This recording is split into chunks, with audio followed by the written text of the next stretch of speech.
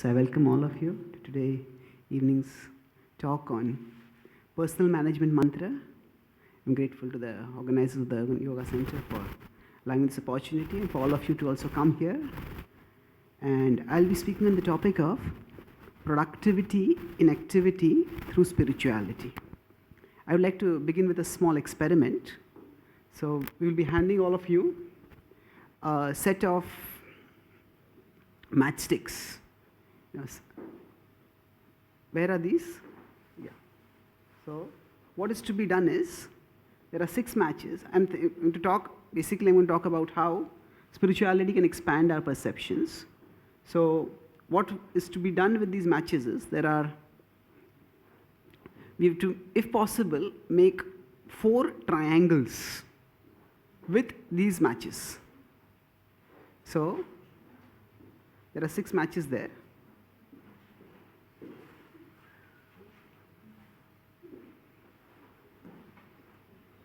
So as many triangles as possible by rearranging those matches.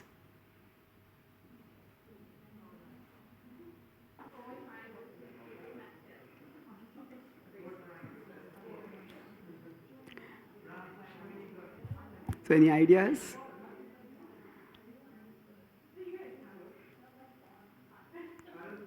So it seems a little difficult, isn't it? So here's one way visually I can depict it.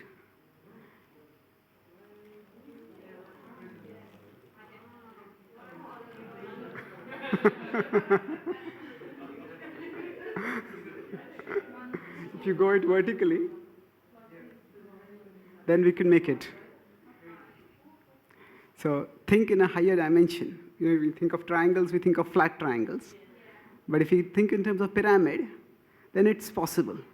So many times, solutions elude us because we think within particular dimensions. As Einstein said famously that problems cannot be solved at the same level of consciousness that created them. Now, this simple experiment, how does it apply to our daily lives where we have various activities to do? As I said, productivity in activity through spirituality. That is the mantra that I'm talking about. So often when we talk about our day, we have, say, 24 hours. And then in that we have so many activities to do. And we try to slot, okay, this time this activity, this time this activity, this time this activity. And sometimes trying to fill in everything that we have to do within a day seems to be like, sometimes when some people want to go on a journey, and then they're taking a suitcase, but they want to put their full house in the suitcase. It seems impossible because it is impossible. So sometimes trying to do all the activities that we have to do just seems impossible. And at such times, often there are hidden time wasters that we often don't factor in. And that time waster is our own thoughts. Time is taken not just by actions, but also by thoughts. Suppose we have a conflict with someone, and the conflict may just some harsh word is spoken within 10 seconds, 15 seconds, but that thought stays in the mind. And later on, we may be spending 1 hour in assignment, but that 1 hour is taken not by the task, it is taken by the thought. And although externally we're doing the activity does not translate into productivity because there is the barrier created by the thoughts. So often, the way our thoughts, undesirable thoughts, consume our time is something which does not come in our schedules. And it is not talked about in our plans. And unfortunately, thoughts, especially negative thoughts about problems and worries, they seem to come with an inbuilt mental glue. That means once a problem starts surfacing in our mind, it just doesn't go away. It just stays there and stays there and stays glued. And as I often say, that life determines our problems, we determine their size. Life determines our problems, we determine their size. That means certainly there are troubles, there are problems, there is stress, but the more we dwell on a problem, the more that problem seems to become bigger and bigger in our mental world. And as it becomes bigger and bigger, it makes us more distracted and sometimes more demoralized. And this way, thoughts take a huge amount of time. So one example of, I talked about, say, irritation or anger due to insult. Another common time consumer at the level of thoughts is worry. Worry, when the mind is worried, then the mind becomes like a ceiling fan. The ceiling fan keeps moving round and round, but gets nowhere. So like that, when the mind is worried, what if this happens? What if that happens? What if that happens? What if that happens? What if that happens? And because of that, although the mind is hyperactive, either we are paralyzed into inactivity or we are frenzied into inconsiderate activity, not well considered activity, which again does not translate into productivity. Now, based on how people are able to regulate their thoughts, broadly, people can be classified into 3 levels. Some people make things happen, some people watch things happen, and some people wonder what happened. So, some people, I was talking about anxiety. So anxiety is a time waster. It puts our thoughts and actions out of sync. So we are doing one activity, but if there is stress, our thoughts are caught up somewhere else. And because of that, we are not productive. Now, worry is not something which we allot time in our schedules. It's not that every evening 7 o'clock to 7:30 is my worry time. No one allocates time like that in worrying. But still, if sometimes when we have a headache, whatever work we try to do, because of that nagging pain of the headache, we are not able to be efficient. So just like there can be a nagging pain at the back of our head, similarly, worry becomes like a nagging background noise. And it distracts us, it saps our energy. So the present is all that we have. And the present is all that we will ever have. We will never have anything more than the present moment. And worry makes us absent in the present.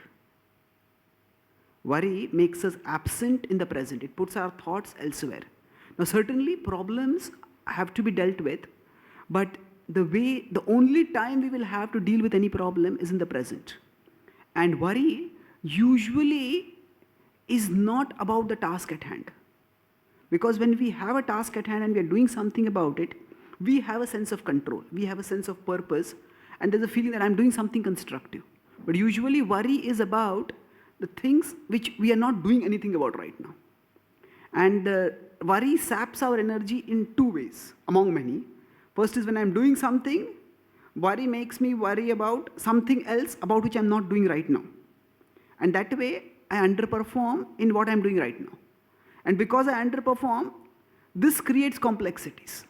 And then when I go to the next activity, which I was worried about earlier, then worry makes us worry about the previous job that I did bad. And in that way, sometimes worry takes our thoughts ahead of our actions, sometimes worry takes our thoughts behind our actions. And basically, by keeping our thoughts and actions out of sync, worry makes us underproductive. Not just underproductive, it can make us unproductive. Worry can even make us counterproductive. So, in sports, for example, now I come from India. India, Australia have a relationship of cricket. Now, in cricket, you see that often players, when they come under stress, they have a rush of blood, and they either play a rash shot and a very well set player, by one rash shot, can lose the wicket and then is out of the match, at least for that match. So that happens because they say we say that somebody plays a rash shot, he lost his head. So lost his head basically means the thoughts and actions were not in sync. Now, what causes anxiety? There is some very interesting research on this subject, and anxiety is caused not just by outer uncertainty, but by inner instability. What I mean by this is, researchers have found that in developing countries, people have many more reasons to be worried about. Often in developing countries, food, clothing, shelter, electricity, water, these necessities themselves are not very certain. And that causes anxiety. But curiously enough, through statistical surveys and through reports of psychiatrists, it's been found that consistently that the anxiety levels among people are more in the developed countries than in the developing countries. And not only that, when people from developing countries immigrate to a developed country, they also tend to become more anxious, more stress-filled than what they were in their own countries. And even in India, as in the metropolitan cities, which are increasingly developed, increasingly westernized, the anxiety tends to be much more in the cities as compared to the villages. So, why is it that when there is greater, relatively speaking, security about life's necessities, why is it that in the developed countries there is more anxiety? One major reason which psychologists have found is that in the developed countries there is a greater stress on externals.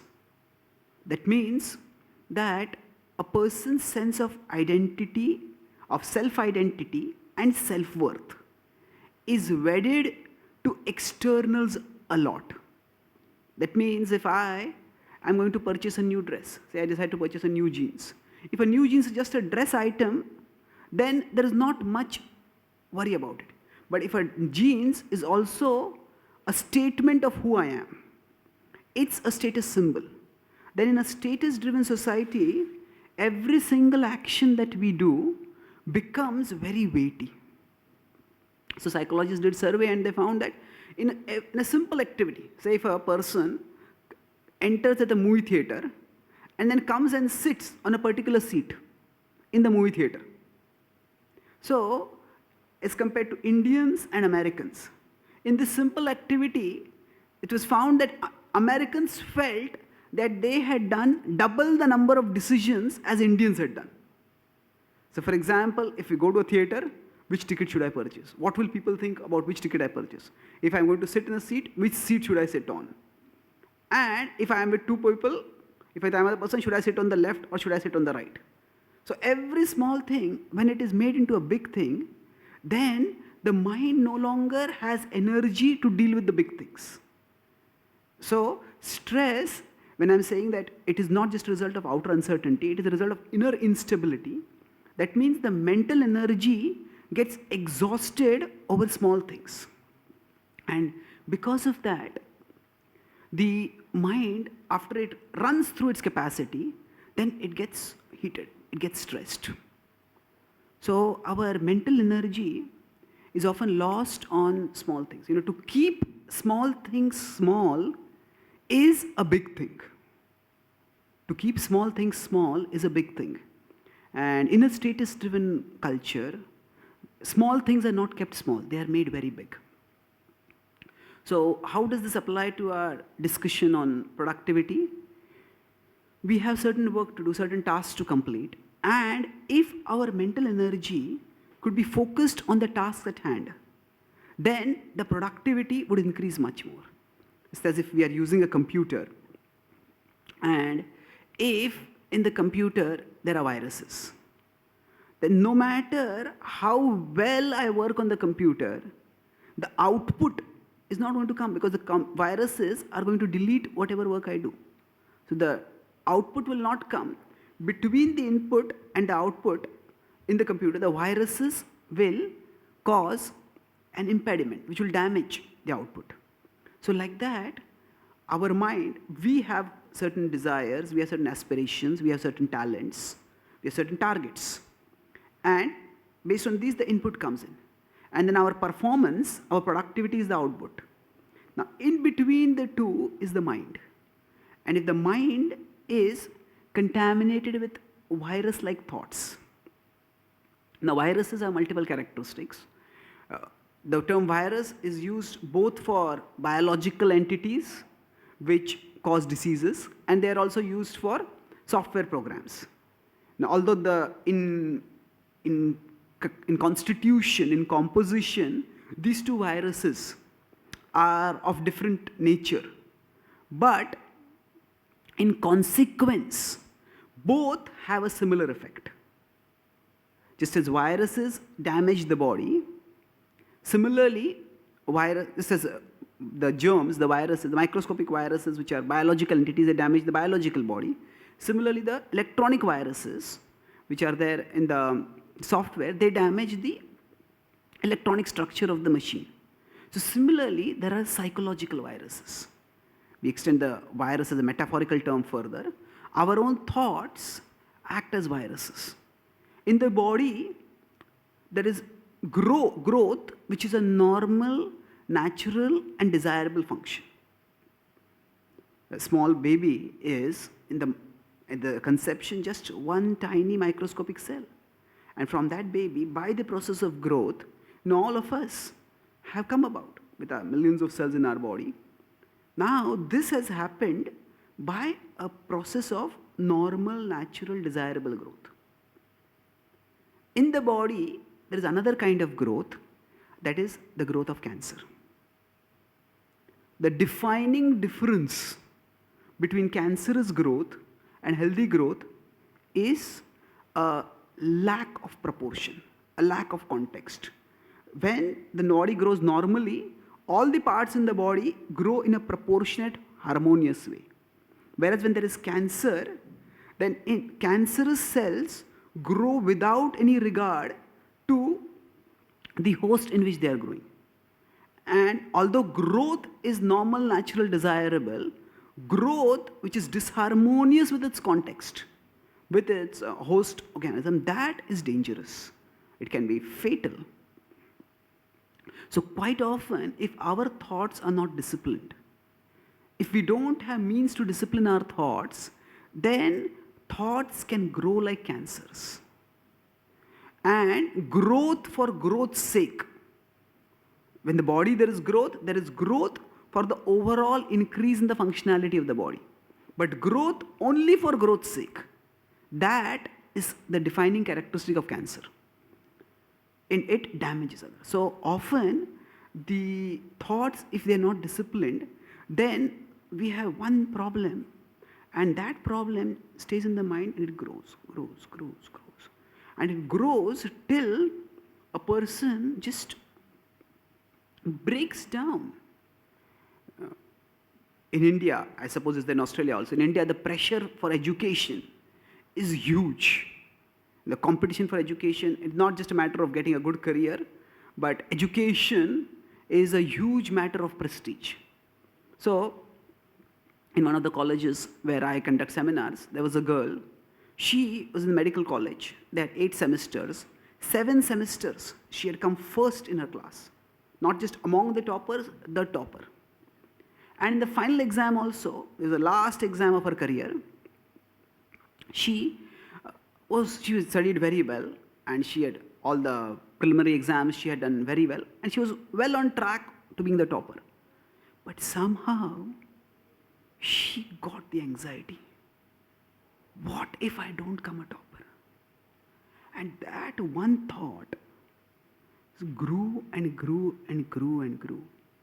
And 7 days before the exam, somehow that thought came, it grew and grew and grew. And the day before the exam started, in the previous night, she committed suicide. She committed suicide for no reason other than the fear, how will I live if I don't come first in my class? Now if we look from, what is the big deal, we may think. If you don't come first, you come second. If you don't come second, you come third. It's not the end of the world. Why would anyone make such a worry so worrisome that a person ends one's life because of that? This is no doubt an extreme example, but this is an example I'm giving to illustrate how growth for growth's sake can be cancerous. And one worry, if it is not attended to, if it is not dealt with properly, it can grow to disastrous proportions. And sometimes, if we are not introspective, we may not even realize, we sometimes just find ourselves in a foul mood. Now somebody just snap at others sometimes. And we may not even realize why we are angry. But what usually happens is that there was some irritation, minor irritation, which we did not process. I'll explain what I mean by processing in a few minutes. But when that was not processed, it just stayed. It stays at the back of the mind, and then when some other irritation comes up, then our reaction is not in proportion to the problem. Whatever, some person has made some mistake, and yes, some degree of correction is required. But if there has been an earlier unprocessed thought, then that unprocessed thought becomes like, that unprocessed thought makes our consciousness like a pressure cooker. And just as pressure cooker, you touch, sudden whistle blows. So like that, suddenly all the steam just comes out. And whoever happens to be in the path at that time, that person gets hit. So this is a relatively, this is a more commonplace example. That example of somebody committing suicide because of a future worry, that is extreme.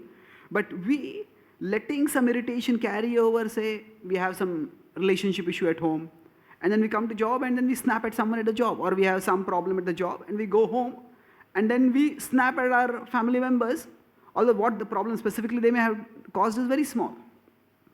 So this is what happens when thoughts are unprocessed, and they, without our conscious intention, they grow. And when the thoughts grow like this, their disproportionate growth, as I said, it not only decreases our productivity, it can be counterproductive. It damages our prospects, it can even destroy careers. Now, when I talked about processing of thoughts, our thoughts can be broadly classified into 4 categories. There are positive thoughts, there are negative thoughts, there are essential thoughts, and there are waste thoughts. So I'll start with essential and waste, and then I'll come back to positive and negative. Essential, for example, say you came by a walk or by a car from your workplace, or you will go from here to your home. So now when you're driving the vehicle, you have to see who is coming from left, who is coming from right, what are the signals. Now thoughts about practical activities that we have to do, they are essential or functional thoughts. We have to think those thoughts. Now along with that, there are waste thoughts. Thoughts which are not really, at least immediately, relevant to what we are doing. So what happened in which part of the world, what happened there.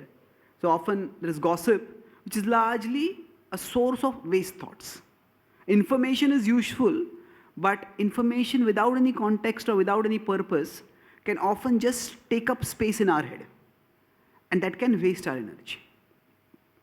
Now these 2 thoughts, categories essential and waste, are in terms of the functional utility of those thoughts.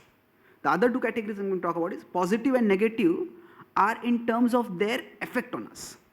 So the effect of the thoughts and the utility of the thoughts. The 2 different ways of looking at it. In terms of effect, certain thoughts are positive. Say, for example, if someone appreciates us, we feel encouraged, we feel enlivened. Or for that matter, if we genuinely appreciate someone and that person's face becomes filled with a bright smile, just seeing that person happy, that makes us happy. So appreciation, love, pleasure, protection, confidence, these are all positive thoughts. And as contrasted with the negative thoughts, there can be hatred, there can be irritation, depression, low self-esteem, stress. These are negative thoughts. Now, whichever thought we allow to enter into our mind, it will gradually grow. It will gradually grow. How does it grow? It can grow either by our conscious attention. We pay attention to it, and because of that it grows. And in some cases, in the case of essential thoughts, it's desirable. If we are going on the road and somebody is coming from left, you see it, somebody is coming from there, the thought enters into our mind, and we need to focus. So because we consciously focus with a purpose, that thought grows. That's desirable. But other times, the thought grows not because we consciously focus, but because we don't consciously drive away that thought. We don't consciously flush away that thought from our mind. So it's just there and keeps growing. And if somebody spoke something and it keeps nagging at the back of our mind, and then suddenly it just fills us with stress. Different people have different kinds of anxiety attacks. And psychologists, when they try to find out what are the triggers for the anxiety attacks. So different people have different triggers, but quite often, one of the most important strategies for anxiety attack victims to counter the anxiety attacks is to identify their triggers. So when I said that some thoughts can grow cancerously, all of us may have different kinds of thoughts which are cancerous for us, depending on our nature, depending on our priorities, depending on our relationships. Something or else can become cancerous. So now if you see from the productivity function point of view, we would like to focus on essential thoughts, essential functional thoughts. We would try to remove waste thoughts. And in order to be more effective, we will be more energized if we could focus on positive thoughts and we could avoid negative thoughts. Now, if we are to do this, if there is dirt in the house, we can flush it, we can clean it using a vacuum cleaner, using some machine. But how do we process the thoughts in our mind? This is where spirituality comes into the picture. Essentially, spirituality is about the unchanging within the changing. The more, as I said, spirituality offers stability. I said that anxiety comes not so much because of outer uncertainty, but because of inner instability. So spirituality offers stability. How does it happen? It connects us with our unchanging core. If a boat is there in an ocean, the waves in the boat are inevitable. And those waves will keep the boat moving. And the bigger the waves, the more the boat will move. But if the boat is anchored to something heavy, that anchorage will bring stability to the boat. So similarly, the events of the world externally and the emotions within us internally, they often go up and down like in a sine wave. And when they go up and down in a sine wave, they keep us restless. When they keep us restless, they sap our energy. So what spirituality does is offer us an alternative anchorage for our thoughts. Just like a boat anchored to a heavy object will not be shaken by the waves. So like that, a person who is spiritual, who can connect with the spiritual core, has an inner anchorage which brings inner stability. The more things change, the more we need to embrace the things that don't change. Dealing with stress is not just a matter of giving ourselves pep talks. Don't worry, cool down. Yes, these sort of things will help a little bit. But we all need some sense of stability and continuity in our life. If that is not there, then the changes will definitely create stress. So the more things change, the more we need to embrace the things that don't change. That's what will bring stability. And this is where spirituality plays such an important role. That spirituality tells us that amidst all the change that is there outside us in the world and even inside us in our emotions, beyond that is our core, is the essential locus of who we are, and that is unchanging. So, how do we embrace the things that don't change?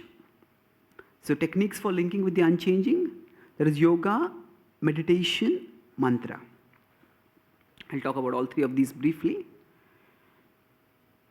Yoga is often equated with certain bodily postures. And these bodily postures are important. At the same time, the postures have a purpose. Like going back to cricket, different batsmen may have different postures. Somebody we stand with the bat upraised, somebody with the bat touched to the ground, somebody with both legs close to each other, some batspersons would stand with legs apart. But the point of the posture is not just to stand in the posture all the time. The point of the posture is to be able to hit the ball effectively when it comes. Similarly, yoga is not just about postures. Postures do help in relaxing the body, in shaping the body, in healing the body, but these are external benefits. The purpose of yoga is to launch our consciousness to the spiritual level. Just as the purpose of the batting posture is to launch the ball towards the boundary. So like that, the purpose of the yogic postures is to launch our consciousness towards the spiritual level. What exactly do we mean by consciousness towards the spiritual level? The Bhagavad Gita is one of the world's most ancient yoga texts. And it describes that the source of personality is spiritual. From the biological point of view, this mic is made of the same substances that, from the biochemical point of view or the chemical point of view, as my hand. Ultimately, it's made of atoms and molecules. This is made of atoms and molecules. And yet, this doesn't have consciousness. I have consciousness. If this is hit, it doesn't feel pain, but I feel a sensation. So, one of the biggest unsolved questions in the world of science, as acknowledged by Science magazine, its 25th anniversary magazine, it said that we have 10 big unanswered questions. The first was, they said, is where did the universe come from? And second question is, where does consciousness come from? Where does consciousness come from? So this itself is a big subject, but I'll just give one example of a scientific experiment to illustrate the non-physical, the non-material nature of consciousness. So one of the world's last century's most well-known neurosurgeon was Dr. Wilder Penfield, Nobel laureate neurosurgeon. And he did experiments to try to find out where does consciousness come from. So normally we understand that consciousness is associated somewhere with the brain. But in the brain, there is no one particular place from where consciousness comes out. So he did an experiment. Researchers know that there are certain parts of the body which are connected with certain functions.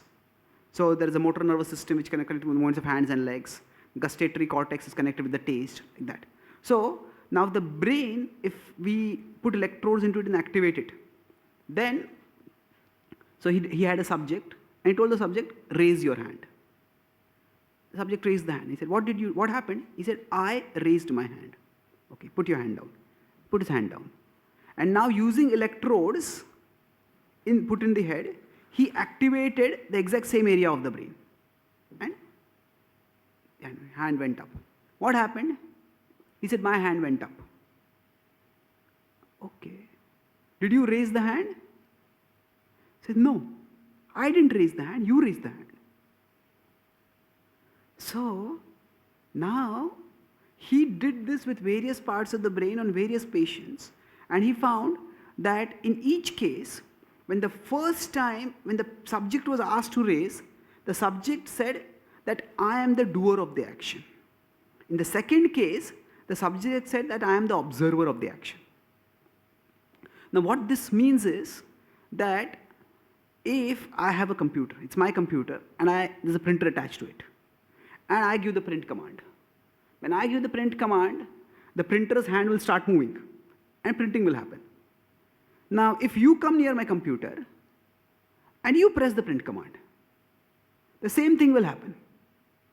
So, the hardware, the computer structure here and the printer, they are basically a unit. But either I can operate it or you can operate it. The effect will be the same. So now in the second case, Dr. Penfield said that the brain and the hand are one unit. So I activated the brain, Dr. Penfield activated the brain, and then the hand rose. In the first case, who activated the brain? In the second case, it was a subject outside the person, as Dr. Penfield, who activated the brain. The subject was saying that I did not activate, you activated. But in the first case, he said I activated. That means just as the brain and the hand are a unit that can be operated by activation, but it requires a separate activator. So in the second case, it was Dr. Penfield. In the first case, who was it? So after 4 decades of neuroscientific research, Dr. Penfield concluded that the brain is like a computer. But the programmer exists outside the brain. The programmer, the user exists outside the brain. The self is, he said, non-neurological. It is extracerebral. So of course there is a lot of scientific research on this, and it's intricate. I'm not going to go into that. But suffice it to say that I gave this experiment to just substantiate the point that the spiritual is not just some sentimental concept that we feel stressed and so we imagine that there's something unchanging and try to connect with that. No, there is objective scientific support for the concept of consciousness as non-material. And the whole purpose of yoga is to raise our consciousness from the material level to the spiritual level. So at the material level, things are constantly changing. At the spiritual level, there is calmness, there is stability, there is serenity.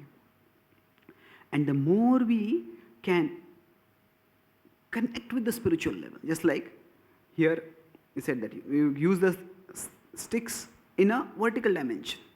Then a problem that is unsolvable at the horizontal dimension, it becomes solvable at the vertical level. Similarly, when we raise our consciousness to the spiritual level, we get a perspective which, first of all, gives us guarantee of our own security. It's like if we are caught in a place on fire. All around there is fire, and at any moment a fire may spring on us. We'll be in anxiety. But if at that time an aircraft from above comes, a rescue helicopter comes, sends a rope and lifts us up. And now, if it's our home, it's our office, we'll still have concern. But there is no immediate threat. So spirituality does not cause the problems, the causes of stress, the causes of worry to disappear. But it raises us above the problems. So once we have a spiritual stability, we can be concerned but not disturbed. We can be concerned but not disturbed. Concerned means, yes, we have interest, we are invested in a particular situation and we want to deal with that situation. But because we don't feel personally threatened by that situation, so we don't become unduly overworked by it. So by connecting with the unchanging, whenever our thoughts, I said that what causes lack of productivity is the thoughts and actions going out of sync. So whenever thoughts and actions go out of sync, if we can raise our consciousness to the spiritual level, then that stability that comes can help us bring our thoughts and actions back in sync. So going back to the point of positive, negative, essential and waste thoughts, spirituality is unending source of positive thoughts. Because at our spiritual core, we are indestructible. We are uncontaminated. We are pristine. And the more we become aware of this, the more positivity fills within us. So yoga is a means to raise our consciousness. So yoga is a particular posture that is meant to lead to meditation. Meditation, the word is often used for deep thought on any subject. That is fine, but meditation as it is used in a spiritual or a self-actualization context refers to meditation on a spiritual reality. And mantra is a sound vibration. I'll conclude my talk with a brief description of mantras. Mantra is essentially a power-packed sound vibration. Just as we can have alphabets scattered on the ground. And those alphabets don't have much meaning. But when the alphabets come together to form a word, they have some meaning. On the other hand, if we take, say, we have E is equal to MC square. This is simply an arrangement of alphabets and symbols and numbers, but there is so much power, so much wisdom packed in these 5 symbols. So just as in our experience, letters or symbols or sounds, when arranged in specific contexts, can have tremendous meaning, power, significance. So like that in the spiritual context, to describe that certain sound vibrations have enormous power. And in our context, what is the power of mantra? The word mantra in Sanskrit means manas trayate iti mantra. That sound vibration which frees the mind from its troubles is mantra. So the sound of mantra acts like an elevator for our consciousness. I earlier gave the example of a person caught in a fire and being airlifted above. So if a rope is sent down and lifts the person above, so that rope that is sent down, that is the mantra. So the mantra is a sound which helps our consciousness to rise from wherever it is to a higher level. There have been many surveys also done about the potency of mantra. Now, with the scientific methodology, we cannot directly perceive the spiritual reality because science essentially looks for material things. So we can't perceive the spiritual reality with science, but we can perceive the effects of ascending to the spiritual reality at the material level. That means when people chant mantras, the content of their experience we cannot find through science. To explain this, sometimes if a person is sleeping, now by having scientific probes, we can know when a person is dreaming. Now there's REM, the eyes move much faster. There are certain ways in which we can know when a person is dreaming. But if we want to know what that person is dreaming, there is no scientific probe that can tell us that. We can know that a person is dreaming. If we want to know what that person is dreaming, we have to wake up that person and ask, what were you dreaming?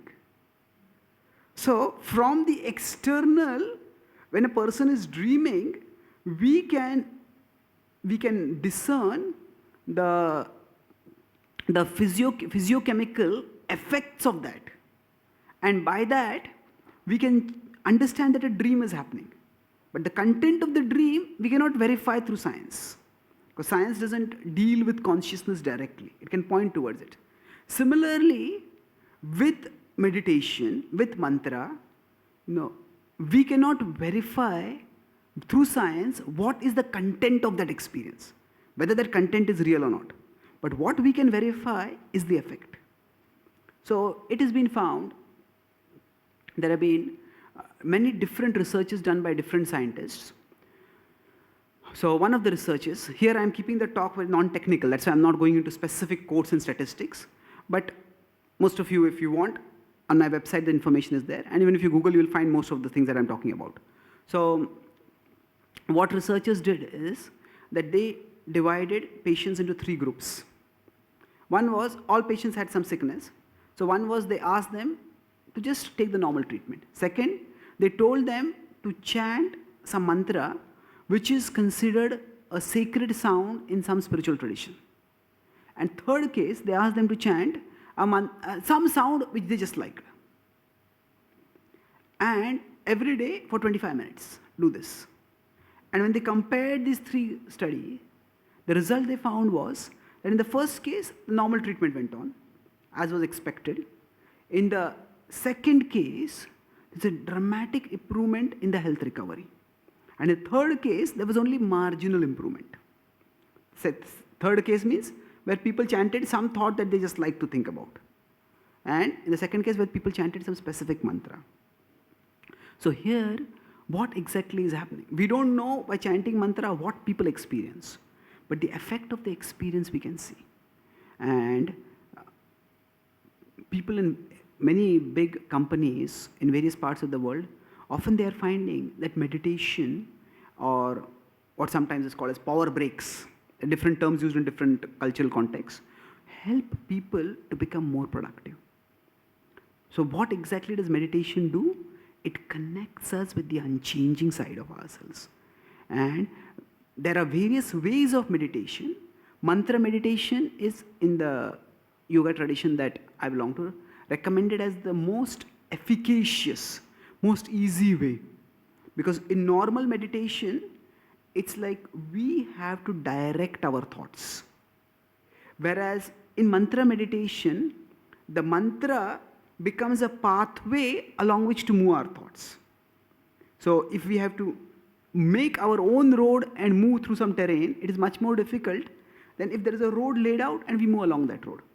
So mantra becomes like a road for moving our consciousness onwards. And in that way, the chanting of the mantras, if we do it between activity and productivity, there are the obstacles of the distracted thoughts. Those obstacles of the distracted thoughts can be removed by raising our consciousness to the spiritual level through various means like yoga, meditation, and mantra meditation specifically. And in that way, these are just some means, but the important point is management of our thoughts, which can translate our activity into productivity. I'll summarize and then we can have some questions. I started by the topic of productivity in activity through spirituality. That is the personal management mantra. And then I talked about how, through the matchstick experiment, if we can think in a higher dimension, problems that are unsolvable, that seem unsolvable, become solvable. So, and then Einstein's quote. And then spirituality offers us the connection with the higher dimension. And in that connection, I talked about how our time is taken not just by activities, but by thoughts. And worry, for example, is an invisible time waster which wastes our time by making our thoughts and actions go out of sync. And to deal with this, to deal with these invisible time wasters which sabotage our activity from becoming transforming into productivity, we need to do some inner housekeeping. And I discussed about how growth for growth's sake is cancerous.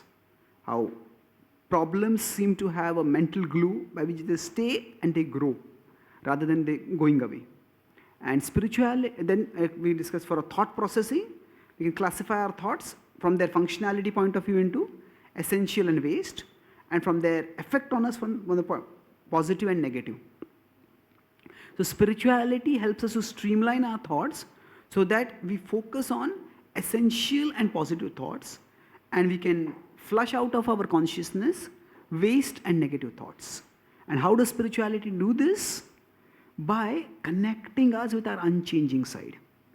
And our unchanging core is not just a matter of some sentimental conceptualization. It's also a matter of having quite a few empirical pointers. I talked about Dr. Penfield's experiment with respect to the coordination between the motor section of the brain and the hand. And then lastly, I talked about yoga, meditation, and mantra as means for raising our consciousness above our circumstances so that we can be concerned but not disturbed, so that we can efficiently deal with the problem without feeling threatened by that problem. If we feel threatened, then the anxiety makes our thoughts and actions go out of sync. But if we can be focused without feeling threatened, then we can be productive in dealing with the problems. So I thank you very much for your kind attention. Thank you. Are there any questions?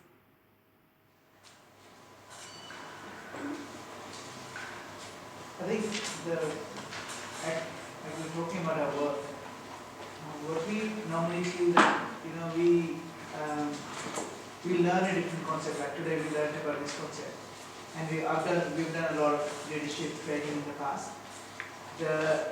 And all those trainings are really good as well. But how long that training stays with us is not consistent.